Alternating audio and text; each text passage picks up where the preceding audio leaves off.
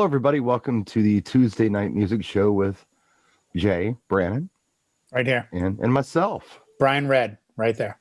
We're going to talk about some NAMM highlights briefly at the top of the show. Then we're going to get into something else a little later on, and you'll find out about that when we're there. But yeah, Jay, NAMM, what was the highlight for you on the virtual NAMM show? A virtual NAMM show. A lot going on. Some of the highlights were not what you would expect. Believe it or not, one of the big highlights for me was the Grundorf rustic facade. Oh, I heard about that. This is a barn door facade. Now, being that you and I live in the world of, but I wanted it to be blue. Oh, okay, we'll paint it. Right. I looked at it and I said to somebody, this is really, really cool. I'm in wine country. I know barn weddings are a big thing in the Midwest, the Northeast. Everyone's into it. Sure. It's the flavor of the day. And someone said, yeah, but I don't want to own more than one facade. And I'm like, I don't understand. What do you mean? Like, well, let's say I do an inside wedding at like a big hotel. I don't want to show up with a barn door. I'm like, well, then you could wrap it in black or white cloth of some kind. And now it's a black or white facade. Mm-hmm. I go, to me, it would be a better investment than buying a white Lycra facade for $200 and then want a barn door for an event. I'd rather have the barn door and cover it as I want to, and then figure out what to do with it after the fact. So that one really jumped out at me. I have to admit, I don't think, as we've seen in prior years, this was not a heavy release NAMM. No. I didn't, nobody, there were a lot of companies, I'm not going to name names to be good, bad, or indifferent. I'm just not going to name names. But there were a lot of companies who bailed. And I was really, as a music lover DJ, not as a contractor with a particular company, but as an outsider, I was really kind of let down by some of it. And I think, and we've had this discussion before, I think when the smoke clears on this and we're all back to work, companies have to realize you have to be there for us when we need you, not just when it makes sense for you, not just when you can make a buck off us. I use this all the time. American Airlines, I fly them all the time. And right at the beginning of COVID, they said, we're extending everyone's mileage and upgrade plans for 1 year. Because if you don't maintain mileage for 12 months, you lose your status, gold or platinum, whatever. And they came out of the box in March and said, if you lose this next January, we're going to extend it another year to 2022. That to me was really being there for their customers. And I've seen that with a lot of DJ companies, but I was really kind of sad to see a lot of companies not show up and show us anything. So what was your take on it? Well, one of these days I'm going to teach you how to pause between thoughts so I can reply to them. But that's okay. We'll work on that another day. I took a sip. That was a cue for you to speak. Yeah, we'll work on that another day. I'm drinking orange juice to stay healthy. Well, you know what? You and I both tonight. Yes. This is brought to you by Florida, I guess. Yeah. Oranges. That's what's for dinner with Prosecco. Oh, yeah. We totally didn't plan that. That just happened that way. Great minds think alike, apparently. Of course, there's no booze in mine. But oh, well. Then it's not the same. There goes the health aspect right out the window. You know what I found interesting about the virtual NAMM show?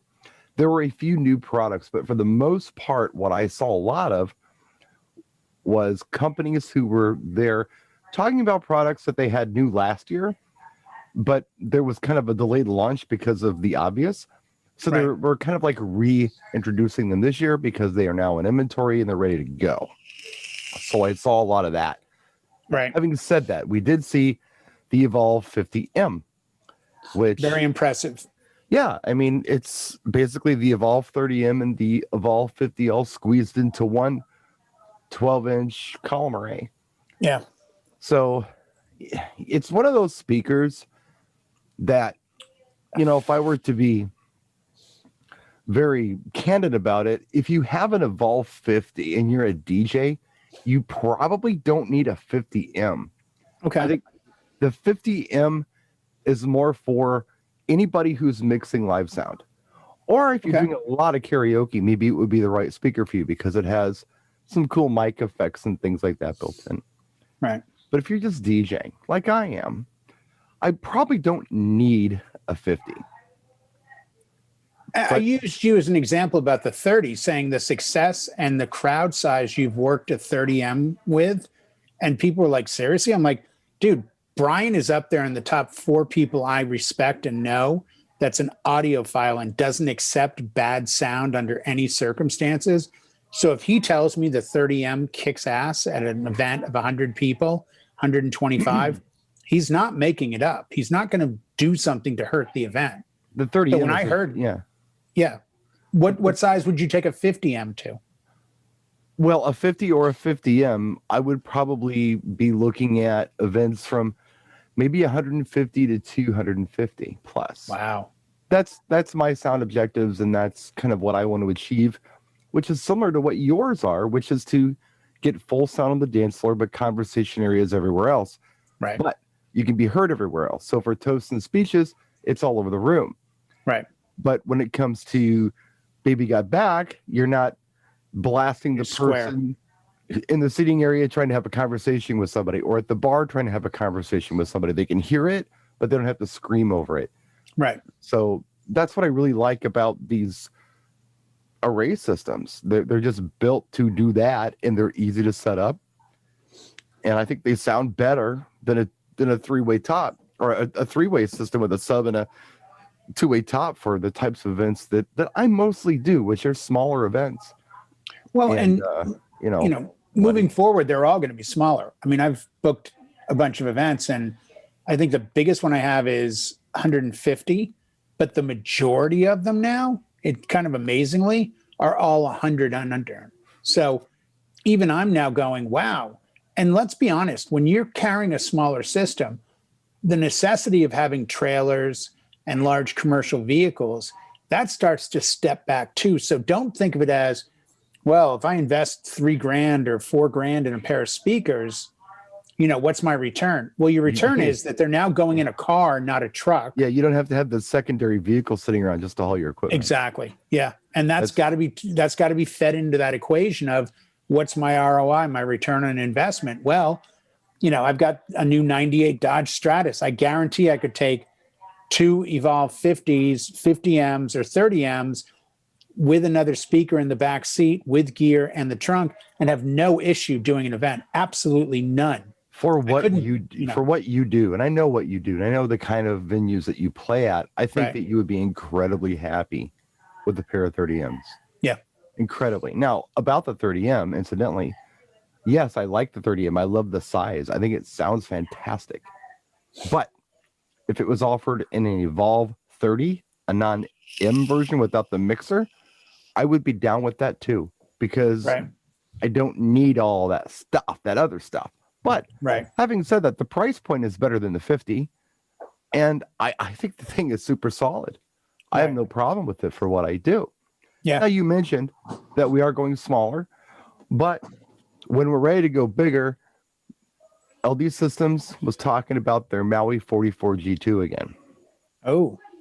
And they were also talking about their ICOA stuff. Remember the ICOA from last year? Oh, yeah. The boxes that we were looking at? With the adjustable horns? Yeah, they sounded great. They also added a sub to the ICOA series. Oh. So that's more of a budget two-way top, that ICOA top. It's available in several different sizes. Sounded great. And they also have a sub with it. This is going to be something, I think this is going to be very interesting for anybody looking to step into a more budget PA system, because the thing really does sound fantastic for what it is. I think nowadays it's really funny. I remember when I bought my first powered speakers in 1998, and I bought DAS 115A, 15-inch powered. I think it was 150 to the bottom, 50 to the top, so 200-watt speakers. And they were plenty loud, believe it or not, for the majority of events I did. I wanted the Yamahas, which I ultimately bought 4 years later used, and then had those in the arsenal for 7 years for every gig, like 80 to 100 gigs a year for 7 years. And they were flawless till one blew, and then I replaced them with JBLs. But it was like with each step up the ladder, those DAS probably cost me, I don't know, like $900 a piece, $850 a piece, which back in 98 money was like, I'm making an investment. But, you're like, I can buy passive speakers for $250 a piece, Then you got and then an amplifier. But if I blow the amp, the two speakers go dead, versus if I blow one speaker, so that was always it's a built-in backup. Exactly. So when I look at things like this and someone goes, man, look at this price tag though. It's $1,600, it's $1,200, it's $1,800. Relative to where we started 23 years ago, it's not that expensive. And again, look at what you're investing in. If you're buying something for $1,600 and it's lasting you that long, and you're going to get 8-9 years out of something, 10 years out of it. My JBLs were used in November. I bought them in July of 2010. I spent, I want to say $1,750 for the pair. I got a really good deal on them. So if you break that down, spending $170 a year for your speakers to do every single event. Right. Yeah. You're paying for one event. I mean, come on. More than paying for one event. Yeah. Yeah. It kills me that people don't put that kind of thought into their speaker system, but they'll go buy a moving head or a laser for $2,000 and think, I got a $2,000 laser that'll set paper on fire. You don't think that might be an issue?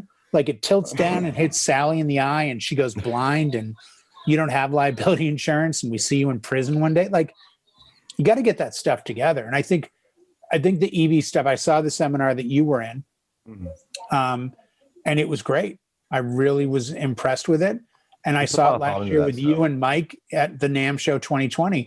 Sure. And I thought it was a great presentation. I thought their booth looked phenomenal. They had those lights that we loved that look like speakers almost, or old style. Yeah, they'll look like heaters or something. Yeah, they were great. But the sound of it was immense. And the ability to take an iPad, or I believe you can also do the app on the smartphone, right? Yeah. Or is it just iPad? No, you can do a smartphone. Yeah. I mean, having that ability to walk around and adjust things on the fly, because the worst thing at the wedding or event for me is an empty room and get on a mic and go, check, like, why am I bothering to do a sound check? There's no one there.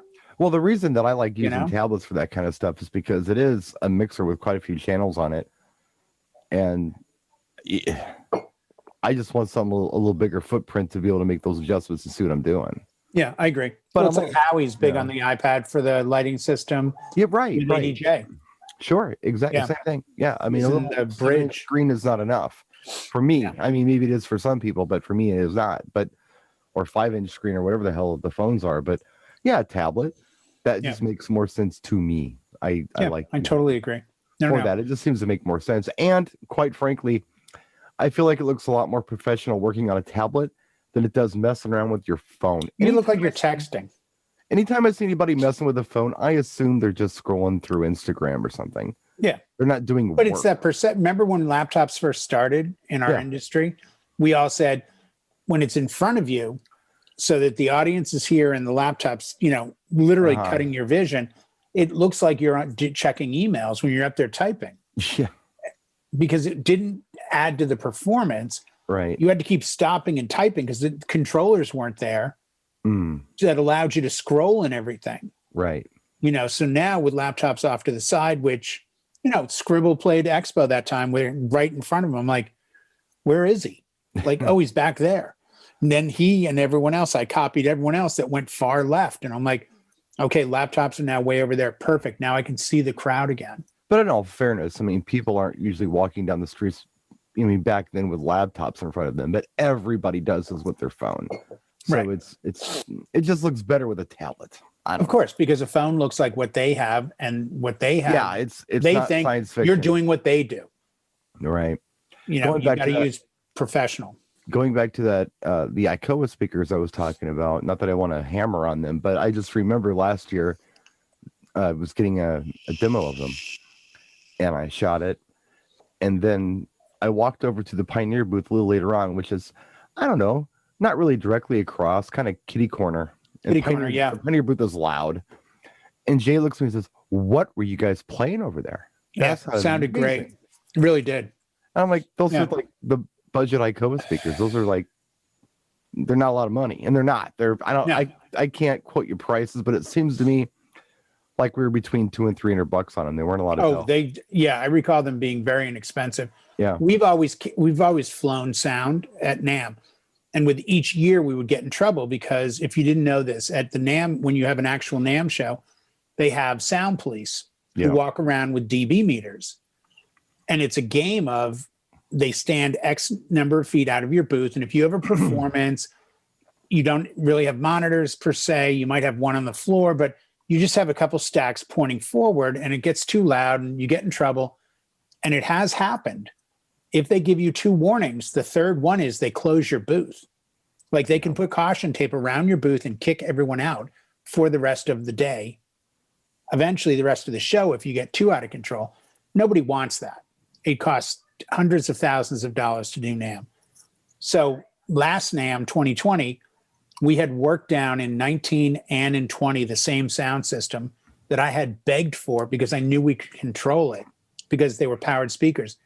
It's the exact same system at NAMM that I use at weddings. It's 2 express 10-inch tops, 2 single express 15-inch subs. Right. The first year we used 15-inch tops, dual 15-inch subs. And I'm like, and it was horrifically loud. Yeah. But the reason and they're like, no, we're going to fly it with an amp in the back. I go, no, let them do it stacked because if it's out of the DJ's control, we can go over and turn down the actual speakers. So they can redline the crap out of the gear, but we can keep, if we have to. Because it's when you get high name talent, they're hearing they like pre-lights. They, red lines for headlines. So even though it was really loud, that was this, and I said that to somebody in the booth, like, man, this place is bumping. I'm like, this is the system I actually use for my weddings. They're like, you're kidding. I'm like, I don't turn it up this loud. Right. I'm not pushing it the way we are because we're almost clipping it. But I remember those speakers over at LD being like, wow. I brought Pulse over. He was impressed with them too. Yeah. And that's the benefit to DJs now. You don't have to get everything. When I had DAS, no one knew who they were. They were big in Europe, but people over here were like, I remember, and I real quick, I'm not slamming the brand, but I put JBL against QSC. And an older DJ, if there actually is one older than me, I happened to get the conversation. I'm like, yeah, I got to get new speakers. I'm looking. You go, what are you looking at? QSC K12s and the JBL PRX. Oh, JBL. I said, oh, do you have them? He goes, no, but nobody knows who the heck QSC is. Oh, I knew. I'm like, what do you mean? He goes, some bride's dad. He might actually care what you use for sound. He goes, JBL's sponsoring. At the time, they were sponsoring Maroon 5's tour. He goes, he's probably had JBLs in his car, in his house, use big brand names. People like that. And within the first or second wedding, somebody came over. They're like, wow, these JBLs sound great. I've never had anyone look at a speaker and say what the name was. I've just had them say, wow, these sound really good. I will tell you that since I've gone column array, and it's happened with the Maui 5 Go's, it's also happened with the Evolve systems, both the 30s, the 30Ms and the 50. Although people may not know these brands, they do come up and say, what is this? Yeah. What is this sorcery here? This is amazing. Oh, and yeah. Unsolicited compliments on your system are cool. No, I told you that I have spoken to Mike, who is one of the nicest guys in our industry. And it's funny because the guy that was nicer or as nice before him was Mike May with Rain. And Mike from EV is the same way. And I finally got to hear the Evolve 50s in their element firing at a hotel November 2019. And they had 4 stacks. And it was so loud. I'm like, and all I could think was, if I had a wedding in a ballroom like this with just 2 of these, perfect. I really think that you would be a very happy person if you had a set of 30Ms. Yeah. I just don't. Because all my gigs are outside now too, Brian. Like I can't, the sound gets lost. I only need sound for 20 feet. Right. I really do.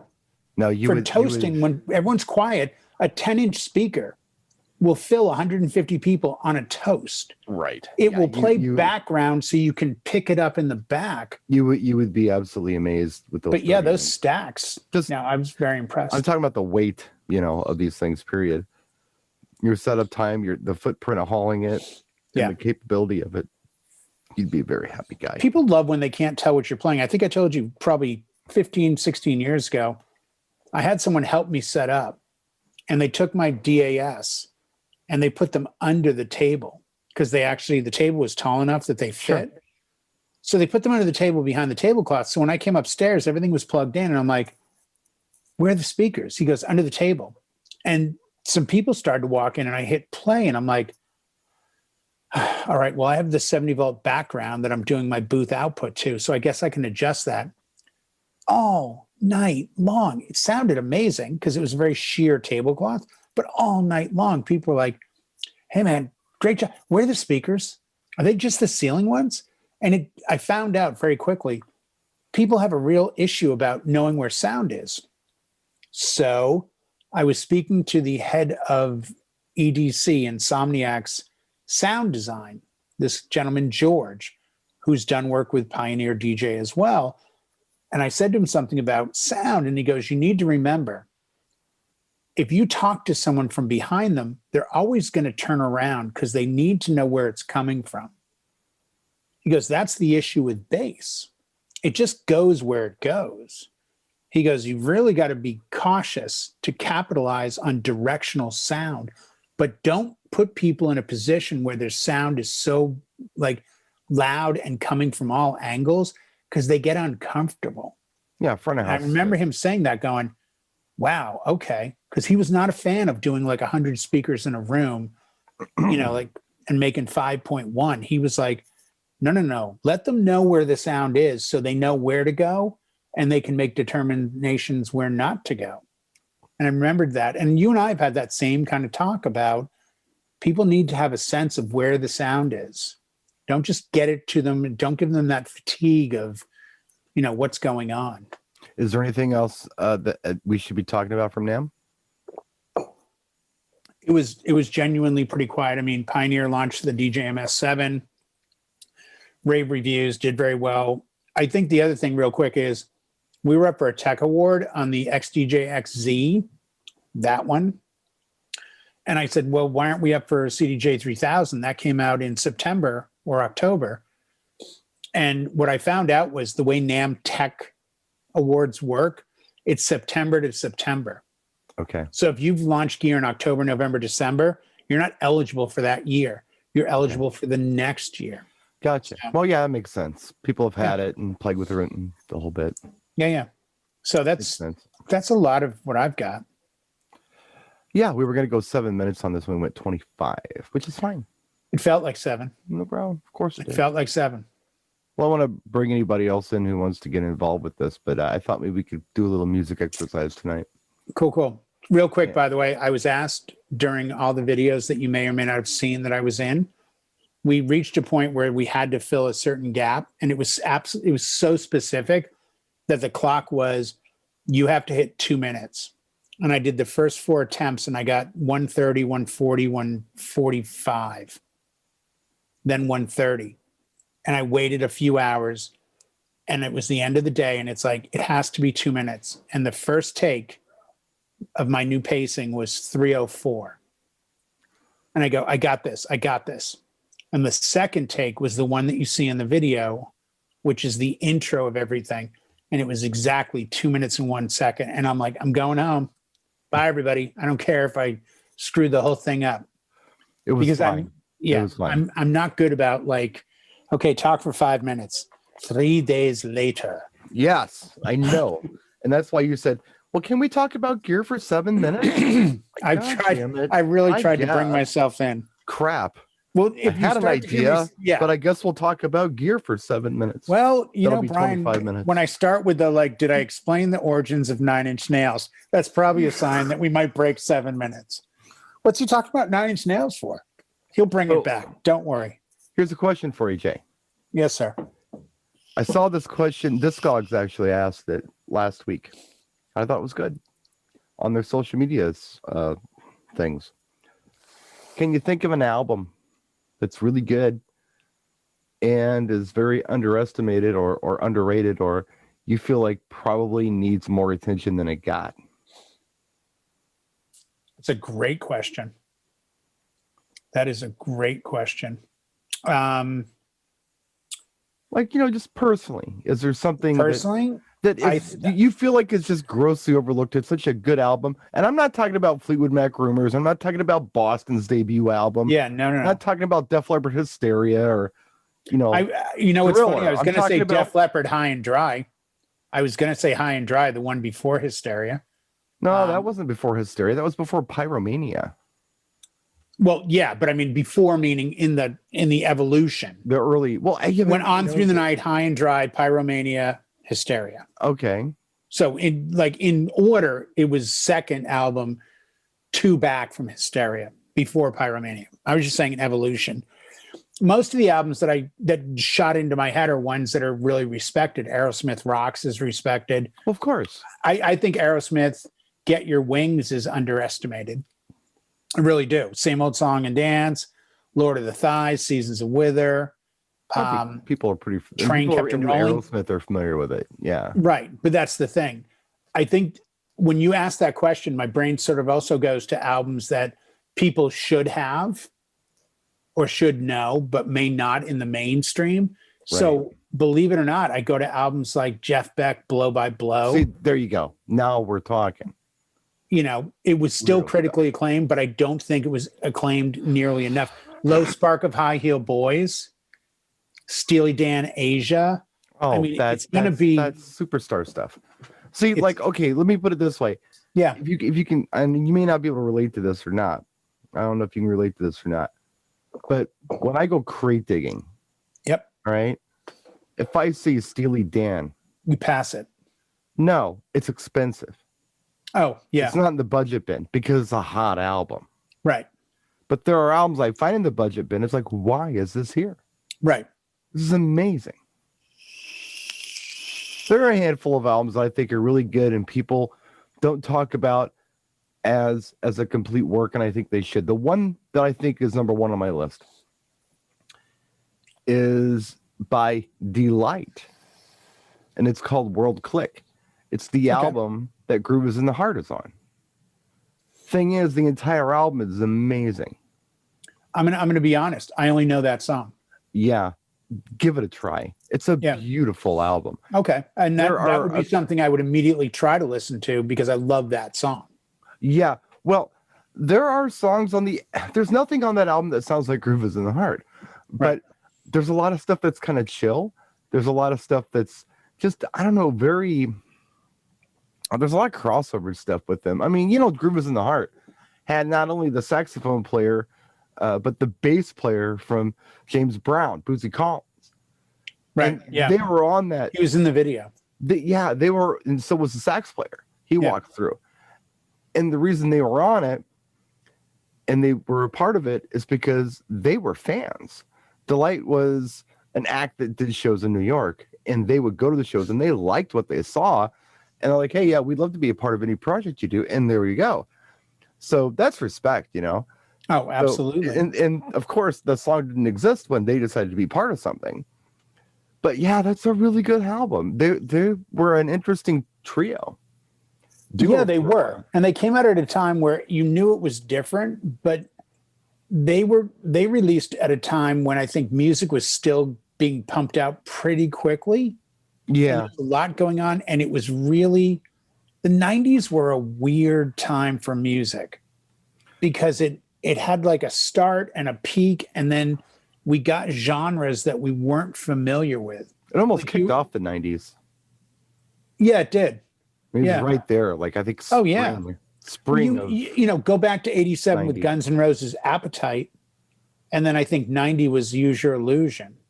Probably. And I'm like, oh, this is going to be awesome. And all of a sudden it's like, wait a second. How come everything I hear on the radio is Pearl Jam, Alice in Chains? Oh, that was a couple years Temple. later. Yeah. No, but you know what I mean? Like, I'm talking progressively. Things started to move in a little different direction. And to be honest, what I loved about the 80s was it was a great time because it was a party. Yeah. The 90s weren't a party. The 90s were, I'm angry and depressed and it's raining and like, shut up. I want to see girls in bikinis and like, there was still a lot of partying. It was just more underground, which kind of it was sad partying. It was flannel partying. I wanted I wanted girls in Venice Beach and convertibles partying with Guns N' Roses and and at the same time, Pearl Jam's doing their thing. Daft Punk's quietly doing this underground thing. Right, exactly. But So, that's I the mean, thing. there And was all of a stuff sudden we get the Chronic shows up in '93, and it's like, wait a second, I do like this. Like, this is different. Like, this isn't reminding me.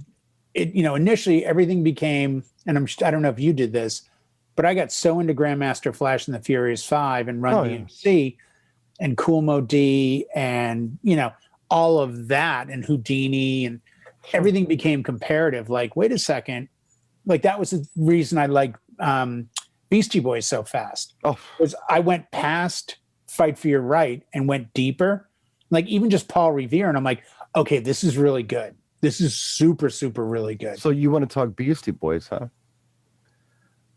I'm saying, have I ever told you my Beastie Boys story? No. How I discovered the Beastie Boys? And was it? I thought we talked about this recently. I don't think we did. Well, yeah, we did. I think because I was saying how I really don't like the song "Fight for Your Right to Party." Right. No, that I remember, but I don't remember. Well, what happened was all the kids in school that I went to, and I kind of went to a school that was beyond the suburbs, almost, rural, but we got city radio. So, they're into whatever kind of, mainstream thing that's happening. I hear Fight for Your Right to Party, and I'm like, okay, we did Run DMC's Walk This Way with rap and rock. And now here they're trying to force this stupid novelty party song down our throat. I'm not playing this game. I'm not interested. And then I heard No Sleep before then? Huh? Didn't Fight for Your Right? No, right after. Right after. Okay. And then I hear No Sleep Till Brooklyn. Great song. Which is kind of the same thing. It's rock and rap. But it's Kerry King from Slayer on guitar. Right, but I'm uninterested in that because at the time I'm doing like Prince and stuff. So this has already happened for me. Like, sure, Metallica Ride the Lightning happened, and it was like that was good, and then nothing else after that was too interesting to me. So because it was all the same thing on repeat, I wanted something new and different. Yeah, I get that. So I didn't want to hear rock and rap because I already heard that. So anyway, I dismissed it. But I also had just gotten a CD player for Christmas, and I also had a really nice tape deck. And I would always ask for cassette tapes as gifts, like a 10-pack of Maxells or whatever, so I could borrow people's CDs and tape them. Yeah. Right, because I couldn't afford to buy all the albums. Right. I know that feeling. So I went to a neighbor's house, and I'm like, okay, what do you got on CD? And I'm looking through this, and there's all stuff that I just totally hate. And I noticed he's got Beastie Boys License to Ill, and it maybe had been out for, I don't know, a few months. And I'm like, all right, fine. I'll go ahead and grab this. I'm like, well, if I hate it, I can erase it, Sure. So I program my CD player to record Fight for Your Right to Party, followed by No Sleep Till Brooklyn, followed by every other track I don't know on the album. Right. And I record it. It blows me away because those two songs are the least two important songs on that album. I agree. The rest of the album is amazing. Totally. I'm listening to, like, I remember hearing Rhyming and Stealing. Yeah. And I'm like, boom, boom. I'm like, that's John Bonham. That's like, that's Led Zeppelin. It's like Moby Dick or something. They say. Right. It's Led Zeppelin. No, it's When the Levee Breaks. Levee Breaks, yeah. And then I hear this, screams, and then we go into a Black Sabbath Sweetleaf riff, and I'm like, what? Yeah. This is nuts. Yeah. And then the new style. Rick Rubin. The new style is a rap song, but then they do this break, and they use this. I was a sucker for it too. The horn sample. Remember the horn sample? You heard it in Yes's Owner of a Lonely Heart. You heard it in all of the Art of Noise stuff. Jam and Lewis used it for the Janet Jackson stuff. Anything that had that horn stab, I don't know what it was, but I was a sucker for it. Like, I loved it. And there was that horn stab, like right there with scratches on top of it. I fell in love with that album. Yeah. It's a great album. I remember I blew 2 sets of speakers to that album. And then I eventually got a set of Cliff's Heresies. Oh, good speakers. Blow speakers anymore. But I blew my old ones, and I kept getting I had to go to Radio Shack and get replacement drivers for my speakers that I had because I kept popping them. In fact, I will just say this to wrap this. The song Brass Monkey by the Beastie Boys to this day is used by audio engineers and audiophiles to test stereo systems and speaker systems. The theory is if you can play Brass Monkey through your system and it doesn't completely fall apart, it's pretty solid and you've got a really nice low-end sub on your hands. That it's can the hold urban version of anything by Steely Dan or like Yes. Fatburger. Or anything off of Dire Straits Brothers in Arms kind of thing. Brothers in Arms or Level 42 World Machine. That's another one that you can check your speakers to big time. Yeah, it was a weird thing. And tell me if you went through this phase real quick musically. Sure. About late 80s, 88, 89 was when I started to go backwards. Like as a guitar player, when you read a magazine like Guitar Player or Guitar World, and you're a fan of Kiss, so you read about Ace Frehley, and they would always say, who are the guitarists that you looked up to? And they would mention all these people, Pete Townsend, Jeff Beck, Jimmy Page, Eric Clapton, Ted Nugent, Rick Derringer, on and on and on. And a lot of them, like the one that stood out was Robin Trower, who said, don't listen to me if you want to learn music with blues and rock. Listen to Chuck Berry, listen to Howlin' Wolf, listen to this. They were big on going back. So I started to see that as people physically got older, because I was reading Guitar Player as a teenager, and I thought, oh, when you become an adult, you listen to the stuff that you used to listen to. So about late 80s, I started getting into like Sly and the Family Stone and Traffic and Jeff Beck more and Led Zeppelin 2 instead of Led Zeppelin 4. Right. And I just found myself going backwards with music. It was that late 80s period of, all right, I've got the 80s on dial. Right. I know I can listen to like anything I want now. But where did it all come from? Did you ever go through that? Like a period where you physically just always went backwards? Yeah, I did it. In fact, I can tell you what it was. And as you know, we've talked about this before, I used to play. I played bass. Yeah. And I noticed a common thread with everything that I liked. Everything either had something to do with Prince, of course, or come to find out, Nile Rodgers. Right. So, Nile Rodgers from Chic. Okay, you got Chic.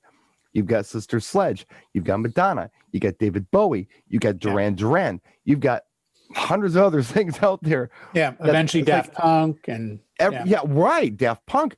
But I'm like, okay, I have to learn about this guy because Bernard Edwards had just died, who was the bass player. But I'm learning. They were production for Chic, right? It was always the two of them. It was always the two of them that did all the Chic. Yeah, it was kind of primarily Nile. Nile was classically trained in what he would do on their sessions, and of course, this is all stuff you learn when you dive into it. Right.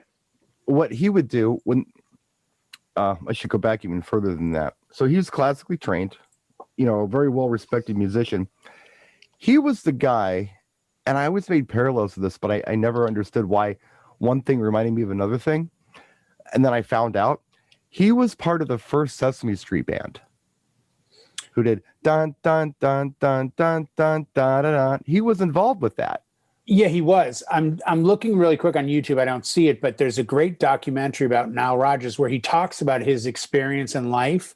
And he breaks down all the tracks like Dance, Dance, Dance. And he goes, this chord progression was because I was playing in a jazz band at the time. Right. And I was learning these chords. And I'm like, how can I, use this? And how can I do this? And yeah, it's very telling his history of it, but it really does cover a lot of the music that you and I mutually really enjoy. Well, they talk about how after hours to get the strings and stuff on the records, like they would bring in the Philharmonic or whoever, and he knew these cats and he knew how to talk to them and they respected him. So they would do what he said. He wasn't some knucklehead saying, I don't know, give me a beat. He was like, no, we're going to do it like this and this and this. And yeah, right on.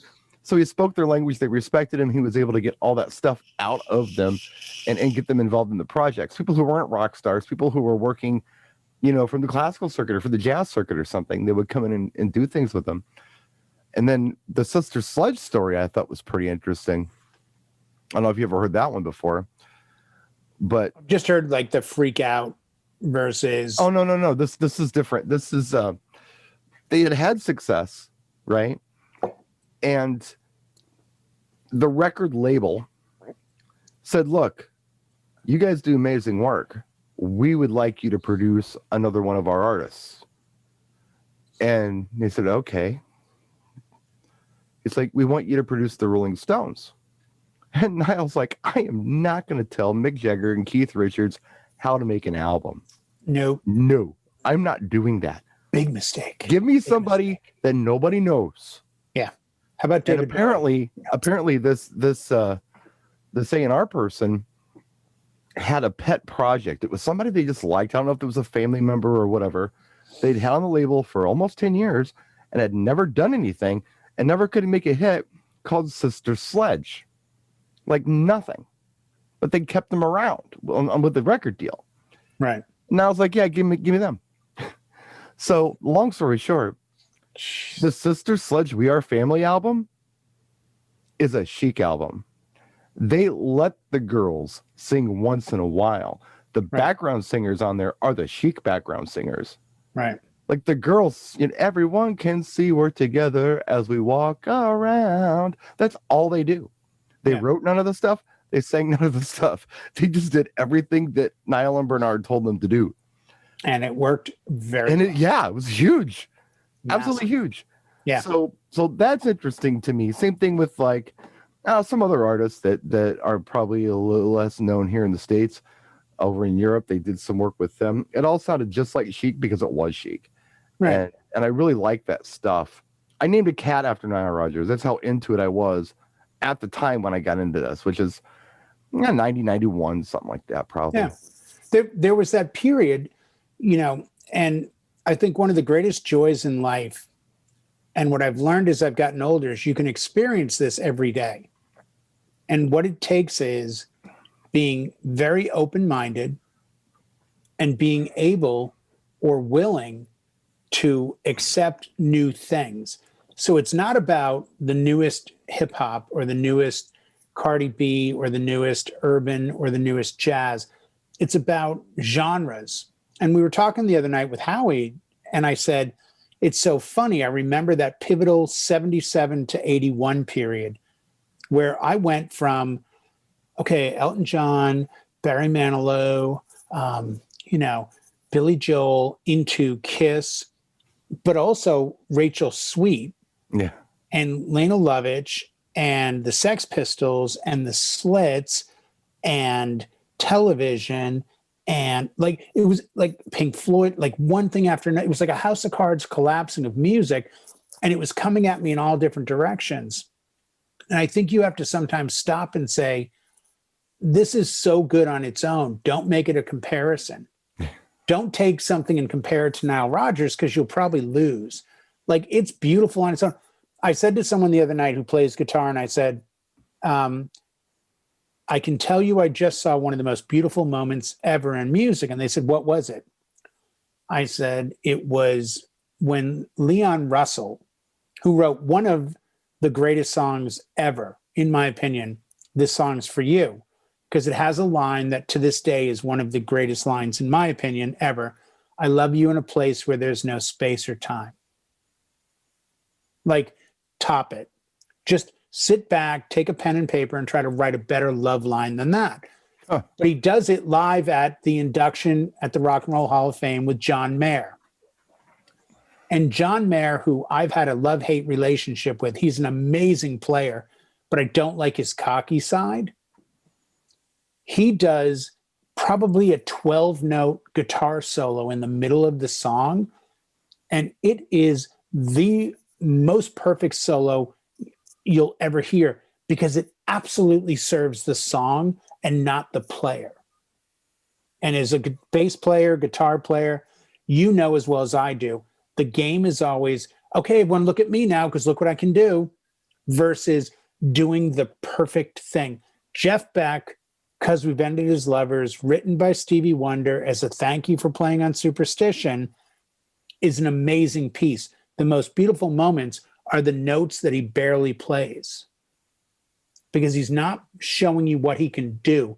He's playing strictly for the song. Well, let me ask you this. Yes. Since my album thing didn't work out too well, that's okay. We'll move on to something else, as we have already. But speaking of like that, You pass that exit. that thing, that song that just gets you. Can you remember, thinking back, if you're really honest with yourself? Yep. What was the first song that you can remember that really just provoked this emotion in you that you couldn't control? "Bridge Over Troubled Water," on vinyl in my house. My mom had the album. I was probably 7. Okay. And just that high part, and the one that matched it, MacArthur's Park, the original on vinyl from Richard Harris. To this day, listening to it with my eyes closed, I go through just a cascade of emotions and feelings, and it's one of the greatest songs I've ever heard. And it's a Jimmy, he wrote Wichita Lineman for Glenn Campbell, not Jimmy Epps, not Jimmy Webster. Help me, you know this one. Probably not.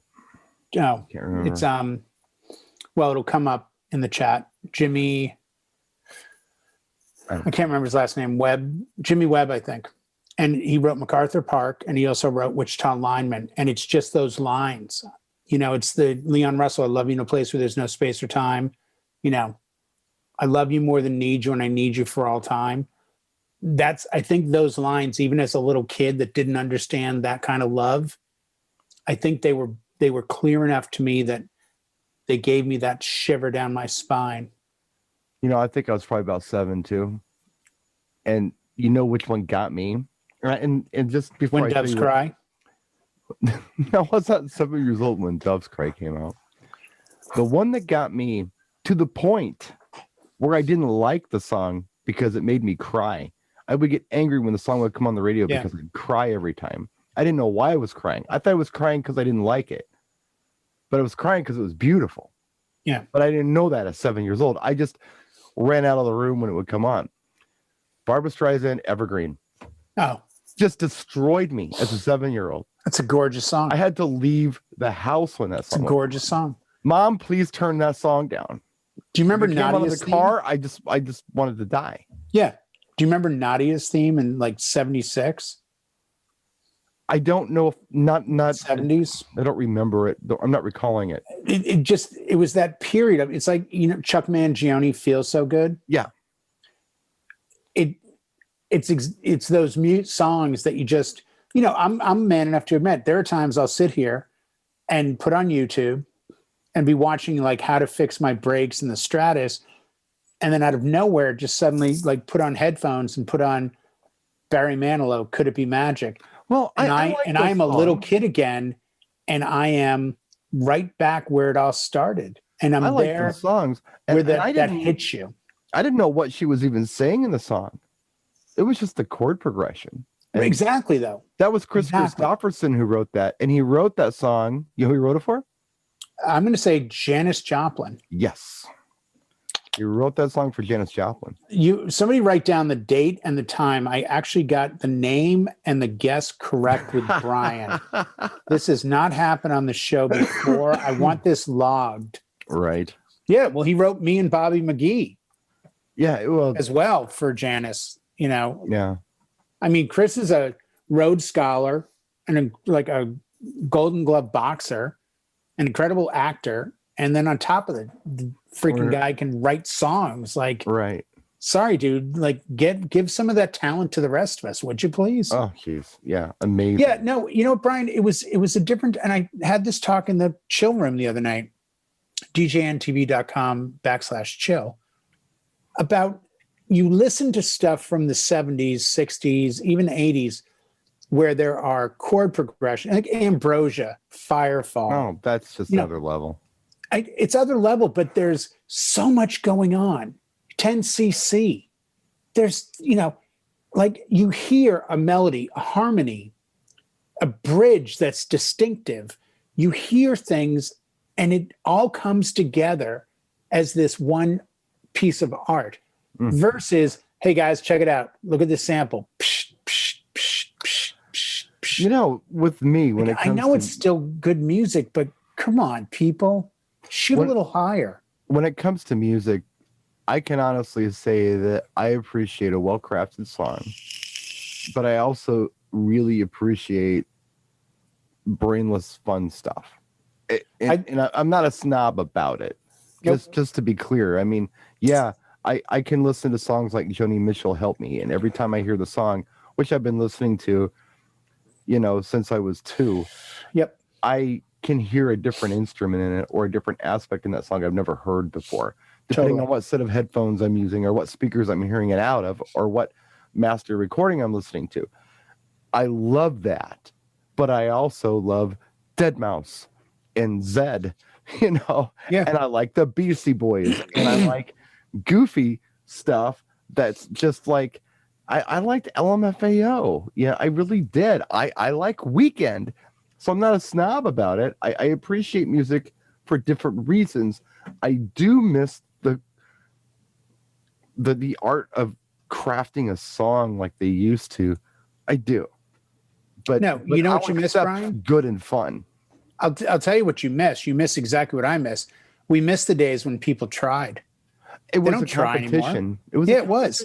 And they wanted to put out 100% good product. Dude, it was not an Instagram popularity contest. No, it wasn't like, contest. keep the masses happy. We'll just throw this up there on, we'll stream this out. This will work. And everyone will be quiet. This, Childish Gambino came out with a controversial video on a good song, and it blew up, and his career blew up, and he was an actor, and all hell broke loose. Yeah, within 6 months, it was gone. WAP will be gone.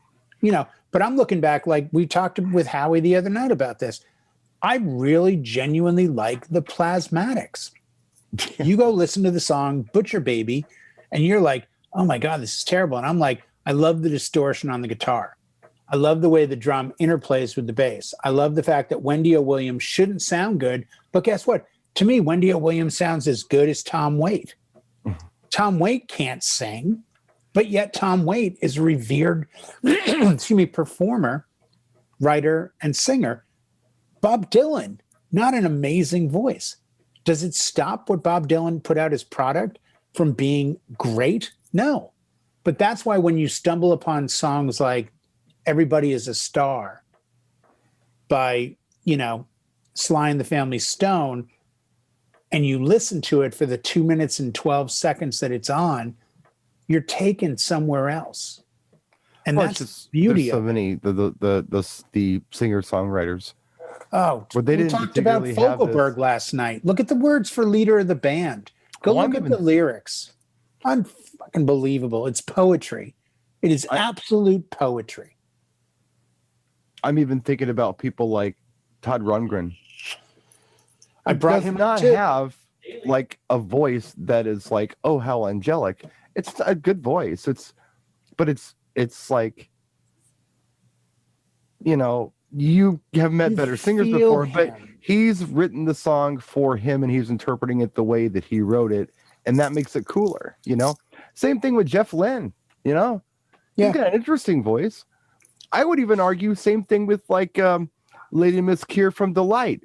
She didn't sing until a couple of years before she did that. I think she's got a great voice, but she wrote that stuff. Right. So she wasn't really a singer, but she sang her stuff. So the singer-songwriter thing is very unique in that regard. And then there are people who are just singers. They have a great voice, and you write for them, and they sing it, and it's fantastic. But the singer-songwriters are a different level. Right. Well, and you have that issue of, which I don't like, and that's one of the reasons I'm not a big fan of The Voice and American Idol. A, I don't like fast tracking over everybody. Right. But B, I can't stand that it'd be like if you took me out of the element and said, Oh, you play guitar? Yeah. Okay, play something. Where you just soloed. You just kept playing Eruption over and over again. You'd be like, okay, can you do anything else? Like, can you play some chords? But those songs perpetuate this new, oh, so you're 12 years old and you start doing quote unquote runs. You know what? Todd Rundgren can't do a run. Try to outsing him on Hello, It's Me. Right. Barry Manilow wasn't a singer. He was the pianist for Bette Midler at the Continental Baths, the same place that Frankie Knuckles and Larry the Van used to work. But in all fairness, before you go start talking about Barry, he didn't write a lot of his own stuff. No, and sadly, as I got older and found that, there was a bit of a tug at the heartstring of, oh, he didn't write that? But you know what? He performed Neither did well. Frank Sinatra. Neither did Tom Jones. Nothing. A lot of them didn't write the most it. overrated artists of all time. They couldn't deliver it. Yeah. Listen to the guys that do covers and then tell me about writing. Listen to the people that deliver a beautiful song, but they didn't write it. So what? They can still deliver it. There's nothing. Yeah, right. You But they know what I'm have the saying? voice and they have that ability. This is a very Siskel Ebert moment, by the way. It is. And we're about out of time, so we should probably wrap it up. What? No, the first 7 minutes isn't up yet, is it? I know, right? Let me look at my watch. I don't know, John. Put this in your pipe and smoke it. Let's see if anybody watches it. Wow. Well, Right. I think once in a while, people appreciate that we have differing opinions, but still end up at the same place and have nothing but love for each other. But at the same time, there is that. I know with me, I want you to understand, not you, but like everybody, how much this means to me and how beautiful I think this is. And I don't think that's always a message that is portrayed in today's music. Like it's, we joke about it. Like, will anyone give a crap about this in 50 years? Probably not. But if you play Bridge Over Troubled Water and you suddenly hear Art Garfunkel hit that high part where it sounds like he's literally ripping his chest open. Oh no, it's special. And in 50 years, they will definitely still be talking about that. Oh, Give Me Shelter by the Stones. I mean, just the original. Forget the 100 live versions that are amazing. Yeah. It's just the original. The story behind that is even fun. Yeah. About the background singers coming in. With the curlers in her hair, doing the one takes. Yeah, I love that. Fine, I'll sing this. I don't care. Rape, murder, fine. Okay, we'll sing this. Yeah, whatever. I'm not into that. I'm a Christian girl. But I gotta get back with my kids. Well, there's the same story with Pink Floyd on Dark Side of the Moon. I think it's not Time. Is it Great Gig in the Sky, where the girl just comes in and screams? And they had said to her, "We want you to fill this space. We need something, but we don't really have words for it." And she just started like, wah, wah, just going nuts. And it was one of those one-take deals. Yeah. And who was it? The receptionist at the record label or the studio for 10 cc's who comes in and they're like, just say, big boys don't cry. Big boys don't cry. I love those stories the most. I love when people wander into something, but they have what it takes to be there. I think it's more fun for us because it's one thing to be told the story and then hear the song. It's another thing to hear the song, having it in your lexicon, and then hearing the story behind it. It's like, oh, that's how it worked. Exactly. That's 100%. I don't want to know beforehand. Just let me grow into the song. Let me love it, and then tell me more about it. Yeah. And then give me more on it, and then I'll appreciate it even more. Every breath you take, it got way overplayed back in the radio period. Way overplayed, but I did like the song. But once I found out, there was that sense of, oh, well, now I really don't like it anymore. You remember the Phil Collins story about, there was 3 of them. There was the old man that watched a kid drown and they invited him to see him at Madison Square Garden. And then his wife got abused or beat up in the park. And, it's like, come on. What you're talking about right here, it's like these disinformation campaigns. Yeah, the lore. And right. The one before we close this, the one that you got me thinking about now that you mentioned this is Meatloaf. Because every time he would go on like a Johnny Carson or something, they would say, "Well, where'd that name come from?" He'd tell a different story. I thought it was a high school different. Like football story. Was the first one I heard. One of them. He's got 50 of them. Yeah. He never Well, tells he the was same smart. story twice. No, and that's a smart move because you got to keep people on their toes. Yeah, because sometimes it's one thing, sometimes it's another thing. And this is Carly Simon. Who did you write the song about? Right. You know, I'll tell you someday. Yeah. One of those. You're so vain. It's Mick Jagger, isn't it? No, he's there. Yeah, but that's it. But people still always thought, oh, it's really about him, though. It's like, no, it's got to be Warren Beatty. No. It's David Crosby. Dude, and by the way, David Crosby looked like he does now, just with not gray hair. Dude, how was he moving the scene? He was in Laurel Canyon. He was like a cool guy. Dude, he got all the drugs. I'm not going to go back and change my life for that, but man, he was with everybody. Yeah, he was. Like everyone. He's even Melissa Etheridge's like donor for her kid. And on that note, if that doesn't keep you up at night, kids, I'm sorry. Jay apologizes as well. Sorry. If John doesn't cancel us for the show. If the creek don't rise and the good Lord's willing, remember, keep one fist in the gold and one foot in the gutter. And we'll see you next week. Take care, guys.